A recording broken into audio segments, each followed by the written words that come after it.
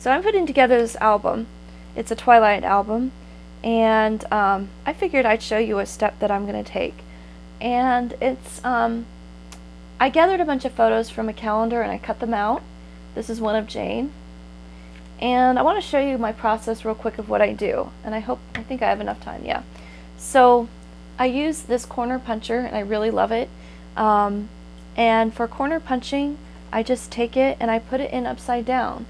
And I put the corner in like so. I make sure that I can see the paper through the corner, and I punch. And I do the same thing with the other corner. To me, corner punchers give photos a different kind of dimension without having to go through any special equipment. You don't need a die cutter for this, you just use a puncher. And if you find a corner puncher that has several options to kind of dress it up a little bit, that's even better. But if you only have like a corner rounder or something, that's fine too. But as you can see, what it did was it gave a really nice effect on the corners. Can you guess what I'm going to do next? So I'm going to lay this photograph down. You know, I really think that it needs some more dimension. So I'm actually going to take my inker and I'm going to go around and ink the edges of this photograph.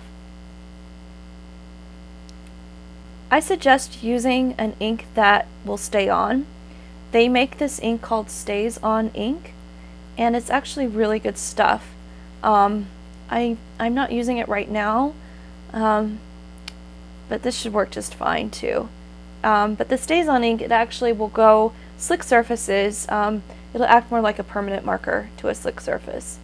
So I'm just kind of distressing the edges of this photograph.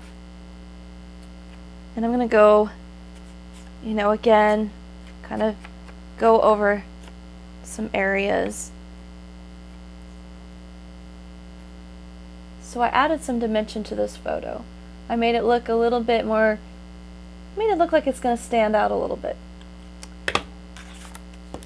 So I kind of want to, you know, this is a cool photograph, but I need to add it to some cardstock because I'm going to put it in my album that I'm making. I'm going to make it into a tag. I'm going to get out a piece of red cardstock and I am going to take my cutting board. I'm just going to, so this is how I do it, guys. I hate measuring. I'm not very good at it. So I actually take the photo and I lay it down on the cardboard or the cardstock and I mark with my fingernail where I want to cut. I just make a little dent right there. And then I go around and I say, well, I want to have room for a tag, so I make a little dent just slightly above. So I have cut marks that aren't made by a pen, so they're not going to show. And then I'm going to take my cutter. I'm going to line it up. So suggestions on cutters. This thing is great because it's very precise. I know exactly my blade is going to cut exactly where I'm lining up the paper. And the blades are cheap. They're super cheap. And I don't have to worry about cutting myself, which is great. So I'm going to cut that and then I'm going to turn it around and I'm going to line up my little dent mark with the cutter. I'm going to cut again.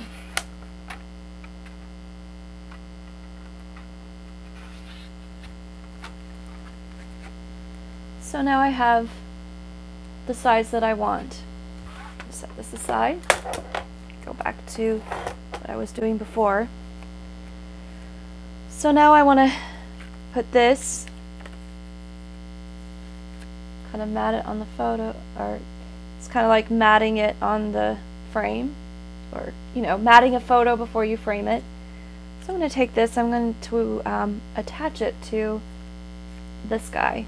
But this guy needs to be a little spruced up. So we're going to take again our ink, and we're going to go around to distress it. Yeah, we're just going to go around like that really quickly and just distress.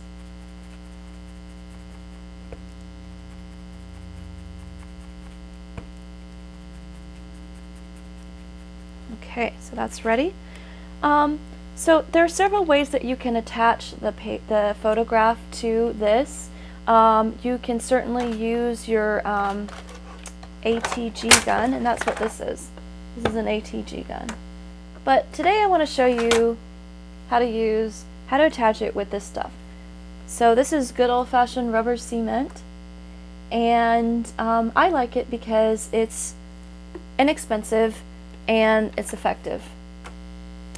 So the trick to rubber cement is to get it all on every single edge of the back of the picture. So we're going to take we're going to find something I'm just going to use this thing, Joann's. So we're going to take this, put it on there, and we're going to basically paint the back of this photo with the rubber cement. And we're going to get every single corner, and this is how you do it. That way you can go over the edges, and you don't have to worry about getting it on your table or getting it all over your fingers. So you have a nice, it's all coated now. So then the other part is getting it on this. This is important. This is how it's really going to stay on really good. So you want to just do it not all over, but just like kind of in the center. And there's really no science to it. Just like that.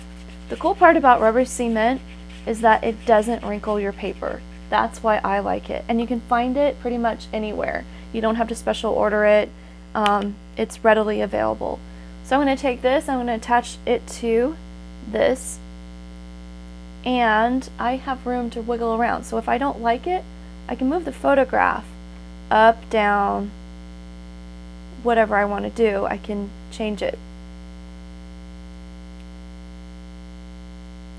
And I can make it so that it sits on there well. So it's on there really well. I'm going to take this and put it aside. Close up my glue because I don't want that drying out. And I'm just going to take a clean piece of paper. We can use this, it's pretty clean on the other side. And I just like to take my hand and go over it and just really make sure it's on there really good. And that's good. It's not going anywhere, it's going to stay. I want to add a ribbon to the top because I want people to be able to pull it out. I'm going to take these. These are heavy duty punchers. They work really well. You don't need a heavy duty punch, but it comes in handy sometimes.